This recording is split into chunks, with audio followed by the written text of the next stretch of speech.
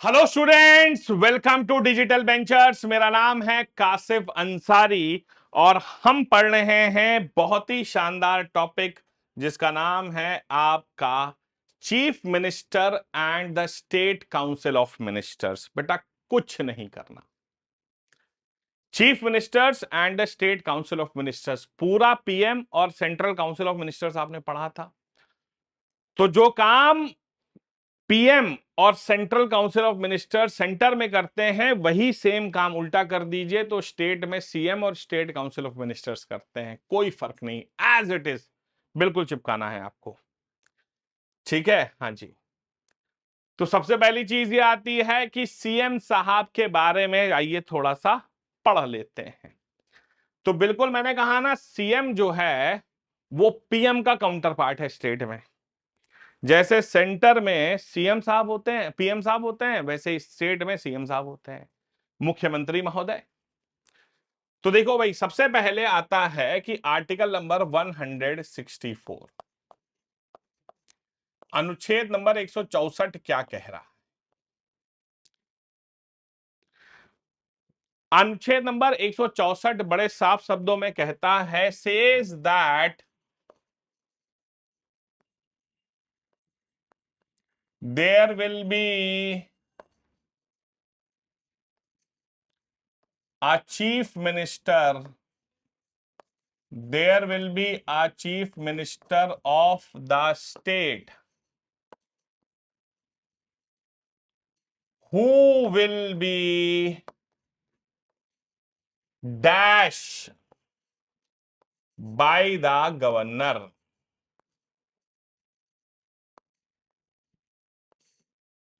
Who will be dash by the governor.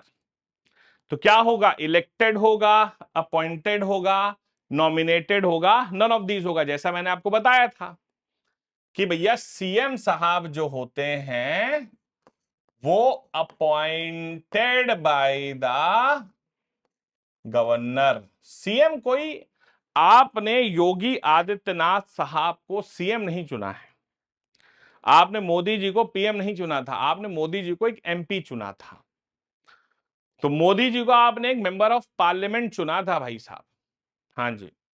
जब चुनाव होता है तो जो पार्टी जीतती है उसकी एक मीटिंग होती है और मीटिंग में डिसाइड होता है कि भाई हमारा नेता कौन है, उसका नाम गवर्नर साहब को दिया जाता है।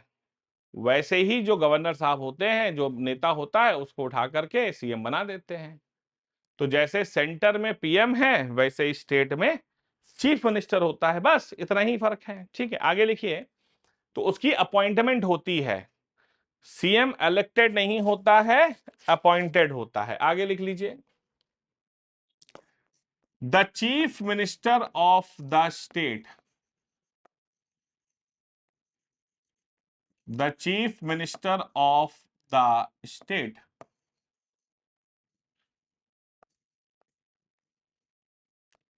Is the real head of the state. तो भैया ये क्या होता है? Real head of the state होता है। मतलब आप कह सकते हैं आसान भाषा में, he is the de facto head. एक होता है ना डी जोर और एक होता है डी फैक्टो। डी जोर मतलब होता है नॉमिनल हेड। तो नॉमिनल हेड कौन होता है स्टेट में? गवर्नर होते हैं। तो रियल हेड कौन होता है? सीएम साहब होते हैं। ठीक है, आगे लिखिए। बिल्कुल वही पॉइंट है जो सीएम का था वही पीएम का है। ठीक है, क्या है? The chief minister of the state, the CM of the state needs to be the member of, needs to be the member of either house of the state, needs to be the member of either house of the state, मतलब विधानसभा और Vidhan Parishad. if the CM is not the member of either house,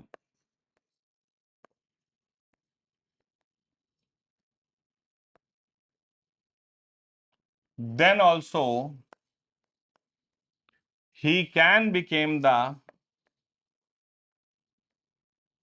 then he can also become the CM, provided needs to get himself elected, provided needs to get himself elected to either house, provided needs to get himself elected to either house, Vidhan Sabha Vidhan Parishad in 6 months। नियम यह कहता है कि 6 महीने के अंतर्गत आपको दोनों में से किसी भी सदन में चुनकर आना पड़ेगा। तो भाई आप अगर सीएम हैं तो नियम यह कहता है कि आप विधानसभा या विधान परिषद में से किसी भी एक सदन के सदस्य होने चाहिए। अगर आप सदस्य नहीं हैं तो भी कोई बात नहीं, तब भी आप सीएम बन सकते हैं, प्रोवाइडेड कि आपको 6 महीने के अंतर्गत आइदर हाउस में चुनकर आना पड़ेगा। ठीक है, बहुत सारे सीएम ऐसे थे जो विधान परिषद से सदस्य बने, जैसे योगी आदित्यनाथ जी थे, उद्धव ठाकरे जी थे। ठीक है, पहले वो सीएम बन गए, और सीएम बन गए और उसके बाद वो मेंबर भी नहीं थे, तो उन्हें फिर भैया बाईपोल इलेक्शंस में जिताया गया। ठीक है, या विधान परिषद में लाया गया, लेकिन इलेक्टेड होना जरूरी है, नॉमिनेटेड सदस्य नहीं बन सकता। अब एक बड़ा अच्छा और आसान सा पॉइंट है, बट सिंपल सा, the CM needs to be at least 25 years if member of Vidhan Sabha, 30 years if member of Vidhan Parishad. बड़े स्पष्ट साफ शब्दों में बताया गया है कि अगर भैया अगर आप विधान परिषद के सदस्य हैं तो 30 साल के होने चाहिए, और विधानसभा के सदस्य हैं तो कम से कम 25 साल का होना आपके लिए जरूरी है। हालांकि मैंने बताया कई बार आपको, इतनी कम उम्र में कोई सीएम नहीं बनता है, लेकिन ये क्वालिफिकेशन है कि विधानसभा के अगर सदस्य हैं तो 25 साल, और विधान परिषद के सदस्य हैं 30 साल। वैसे पीएम होते हैं, अगर लोकसभा सदस्य हैं तो 25 साल, राज्यसभा सदस्य हैं तो 30 साल का होना जरूरी है आपका। अब हम पढ़ेंगे पावर्स ऑफ द सीएम। तो चीफ मिनिस्टर के क्या अधिकार हैं भाई, जैसे सेंटर में पीएम के हैं वैसे सीएम साहब के हैं। लेकिन अब उससे पहले कुछ पॉइंट्स आपको मालूम होने चाहिए, जैसे कि जो सीएम साहब होते हैं, जब वो सीएम बनते हैं तो उन्हें शपथ कौन दिलाता है? सीएम साहब को शपथ कौन दिलाता है?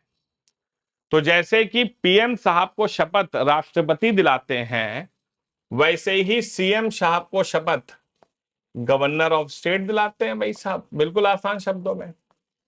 तो राज्य के राज्यपाल महोदय उन्हें शपथ दिलाते हैं।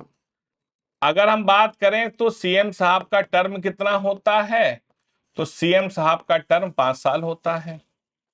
सीएम साहब का टर्म 5 साल होता है, लेकिन स्टूडेंट्स मैंने आपको बताया है वो फिक्स नहीं है भाई। जब तक कि आपकी सरकार रहेगी, जब तक कि आप पावर में हैं, सरकार गिरी तो आप भी जाएंगे, और सीएम गए तो पूरी सरकार गिरेगी, क्योंकि हमारे यहाँ कलेक्टिव रिस्पॉन्सिबिलिटी का कंसेप्ट है।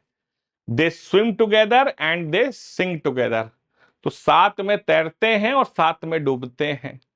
ठीक है, तो फिक्स नहीं है भाई, अगर नो कॉन्फिडेंस मोशन वगैरह आ गया, सरकार गिर गई, तो आप कुछ नहीं कर सकते। ठीक है, सैलरी बड़ा अच्छा क्वेश्चन है। जैसे पीएम साहब की सैलरी जो थी वो मैंने आपको बताई थी, 2,80,000 रुपए है। सीएम साहब की सैलरी क्या है? सीएम साहब की सैलरी जो है स्टूडेंट्स, वो फिक्स्ड नहीं है, different in different states, different in all states. हर राज्य में अलग है भैया, इसका फैसला राज्य की विधानसभा करती है। जैसे पीएम की सैलरी कितनी होगी वो तो संसद डिसाइड करेगी, संसद तो एक ही है। लेकिन स्टेट में भाई साहब राज्य की सैलरी कितनी होगी वो राज्य की विधानसभा डिसाइड करती है। कहीं पर 1 लाख भी है, कहीं 2 लाख भी है, कहीं 4 लाख भी है। तो भैया वो राज्य का फैसला है, राज्य की विधानसभा डिसाइड करेगी। तो इसीलिए भाई हर राज्य में अलग है। ठीक है, हाँ जी। अगर हमारे सीएम साहब को इस्तीफा देना पड़ जाए तो सीएम साहब इस्तीफा किसको देंगे? सीएम साहब अपना इस्तीफा गवर्नर साहब को दे देंगे भाई। गवर्नर साहब ये रहा मेरा इस्तीफा। ठीक है, तो गवर्नर साहब को वो अपना इस्तीफा दे सकते हैं। नेक्स्ट, अगर पावर्स की बात करें तो सीएम की क्या अधिकार है? ठीक है, तो सीएम का अधिकार क्या है? देखिए पहला पॉइंट वही same, the chief ministers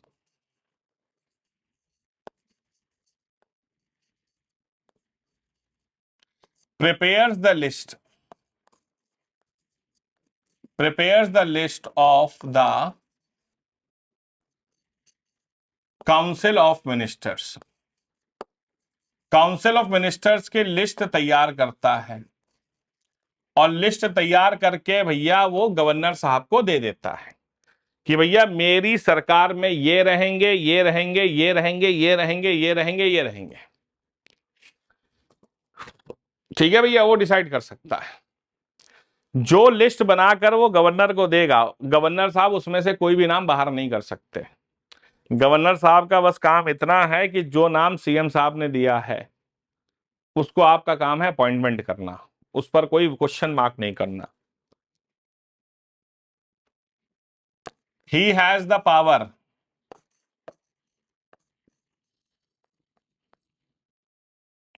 to transfer the ministry. भैया उसको यह अधिकार है कि वो मंत्रालय जो है वो ट्रांसफर कर सकता है। Transfer the ministries of the minister. भैया देखो ऐसा है कि वो मंत्रालय जो है वो चेंज कर सकता है। होम वाले से कह सकता है फाइनेंस देखो, फाइनेंस वाले से कह सकता है एग्रीकल्चर देखो, एग्रीकल्चर वाले से कह सकता है एजुकेशन देखो। ठीक है, he has the power to increase और decrease the council of ministers. भैया देखो काउंसिल ऑफ मिनिस्टर्स को बढ़ा सकता है या कम कर सकता है, उसकी मर्जी है। He has the power to dismiss any minister. किसी भी मंत्री को डिसमिस करने का अधिकार रख सकता है। भाई मंत्री ने कोई गलत काम किया तो उसको डिसमिस कर देगा। बाद में वो मंत्री डिसमिस हो जाता है, लेकिन मंत्री भैया एमपी एमएलए तो रहेगा ही रहेगा, उसका कुछ नहीं कर सकते। तो he has the power to dismiss any minister, किसी भी मंत्री को डिसमिस कर सकता है। कर दो भाई, कोई टेंशन नहीं है, डिसमिस डिसमिस कर सकता है वो। ठीक है, he is main spokes person. He is the main spokes person of the state government. State government का मेन स्पोक्स पर्सन कौन होता है? सीएम साहब होते हैं। ठीक है, तो सीएम साहब जो हैं मेन स्पोक्स पर्सन होते हैं, ठीक है, स्टेट गवर्नमेंट के। ही represents the state government. State government को भैया रिप्रेजेंट करने का काम करता है वो। ही रिप्रेजेंट्स द स्टेट गवर्नमेंट। ठीक है, तो स्टेट गवर्नमेंट को वो रिप्रेजेंट करता है। उसके अलावा he is the bridge, he is the bridge of communication. He is the bridge of communication between the governor and state council of ministers. संविधान क्या कहता है कि गवर्नर साहब जो हैं स्टेट काउंसिल ऑफ मिनिस्टर्स की रिकमेंडेशंस पर अपने काम करते हैं। लेकिन स्टेट काउंसिल ऑफ मिनिस्टर्स इतने सारे, अब सारे जाके तो गवर्नर साहब से बोलेंगे नहीं, बीच में एक ब्रिज होता है, वो सीएम होता है। तो सीएम कहता है और गवर्नर साहब उसका पालन करते हैं। अंडर आर्टिकल नंबर 167, ये बड़ा इंपॉर्टेंट है। It is the duty, it is the duty of the CM to inform the governor, to inform the governor regarding the decisions of the state government। तो राज्य सरकार के जो भी फैसले हैं, duty of the CM to inform the governor regarding the decisions of the state government. तो state government के जो भी फैसले हैं, डिसीजंस हैं, उनको जो है भैया, ये सीएम साहब की जिम्मेदारी है कि गवर्नर को इन्फॉर्म करना। मतलब बिना गवर्नर को इन्फॉर्म किए आप केंद्र राज्य में कोई फैसला नहीं कर सकते। जैसे आर्टिकल 78 में ये पीएम की जिम्मेदारी है कि प्रेसिडेंट को केंद्र सरकार के सभी फैसलों के बारे में अवगत कराना, वैसे सीएम की भी जिम्मेदारी यही है। जिसमें अब हम स्टेट काउंसिल ऑफ मिनिस्टर और उनके टाइप्स के बारे में पढ़ेंगे। बहुत ही बढ़िया, ठीक है। स्टेट काउंसिल ऑफ मिनिस्टर्स और उनके टाइप्स। देखिए भाई, जैसे मैंने आपको सेंट्रल काउंसिल ऑफ मिनिस्टर्स उनकी टाइप्स बताए थे, वैसे स्टेट काउंसिल ऑफ मिनिस्टर्स और उनके टाइप्स हैं, ठीक है। सबसे पहले पॉइंट लिख लीजिए, आर्टिकल नंबर 163 क्या कहता है? There will be a state council of ministers. State council of minister होगा headed by the CM. State council of ministers होंगे जिसके अध्यक्ष सीएम होंगे, with the aim of advising the governor, with the state of advising the governor in performing the duties। तो भैया governor को अपनी duty करने के लिए स्टेट काउंसिल ऑफ मिनिस्टर्स के हेड सीएम होंगे। इसका एम होगा advising the governor in performing the duties, ठीक है। तो गवर्नर साहब को अपना काम करने के लिए, एडवाइस देने के लिए एक स्टेट काउंसिल ऑफ मिनिस्टर्स होंगे। मैंने आपको जब पीएम और स्टेट सेंट्रल काउंसिल बढ़ाया था तो बड़ी अच्छी चीज बताई थी कि जब सरकार बनती है तो सारे लोग चाहते हैं कि भैया हमें मंत्री बना दिया जाए। जैसे मान ली यूपी में सरकार बनी, अब यूपी में योगी आदित्यनाथ साहब के सपोज करिए 300 एमएलए हैं। अब 300 के 300 एमएलए चाहेंगे कि भैया हमें तो आप सीएम बना दी, अरे हमें तो आप मंत्री बना दीजिए। पहले ऐसा नियम नहीं था, लेकिन भैया अब तो नियम है। By the 91st amendment act,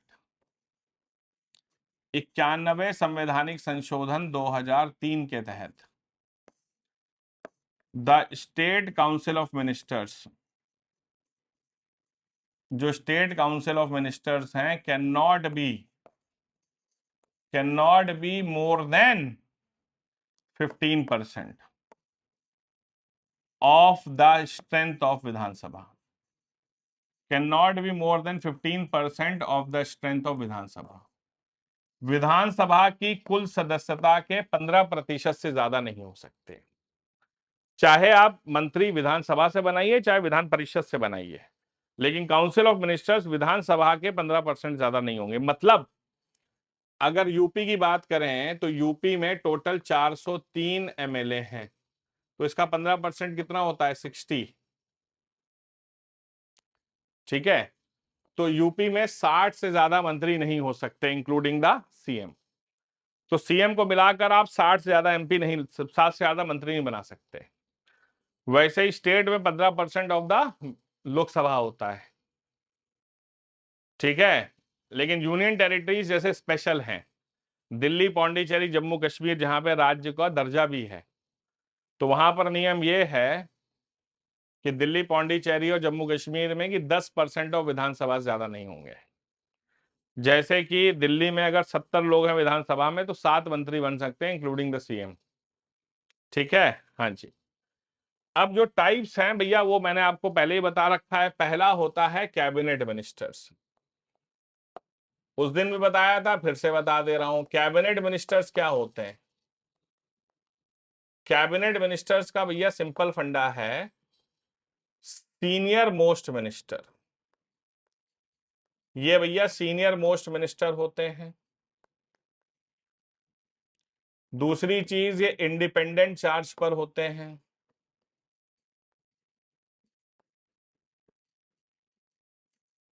और तीसरी चीज, ये कैबिनेट मीटिंग जो होती है, मंत्रिमंडल की जो बैठक होती है,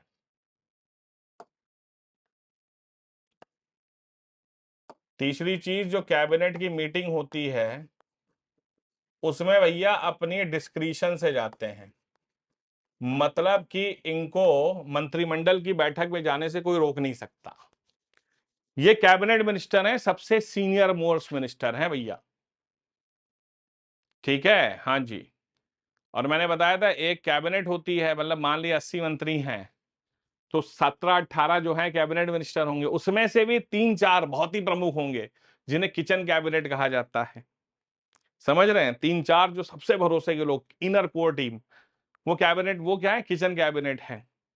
तो कैबिनेट मिनिस्टर सीनियर मंत्री होते हैं। दूसरे होते हैं एमओएस, इन्हें मिनिस्टर ऑफ स्टेट कहते हैं। ये मैंने उस दिन भी बताया था आपको कि भैया ये इंडिपेंडेंट चार्ज पर हो भी सकते हैं, ये इंडिपेंडेंट चार्ज हो सकता है या नहीं भी हो सकता है, can not B. Independent charge हो भी सकता है या कैन नॉट बी। अब कोई ऐसा मंत्रालय है, बहुत छोटा मंत्रालय है, वहां कैबिनेट मिनिस्टर की जरूरत ही नहीं है तो एमओएस को इंडिपेंडेंट चार्ज दे दिया।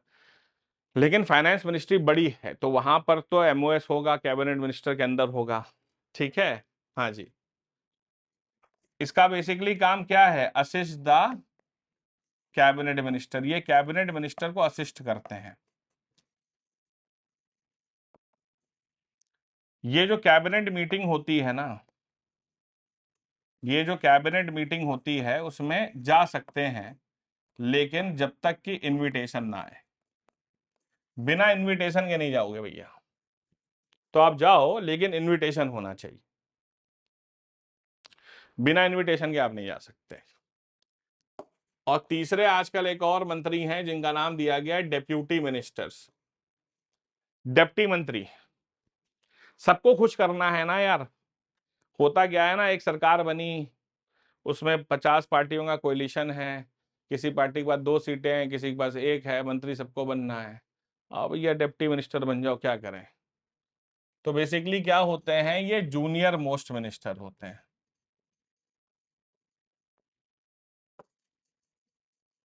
ये जूनियर मिनिस्टर्स होते हैं। इनका मेन काम है असिस्टिंग द सीनियर मिनिस्टर्स। ये खुद कोई फैसला नहीं ले सकते हैं। अगर मंत्रिमंडल की बैठक बात करें हम आपकी,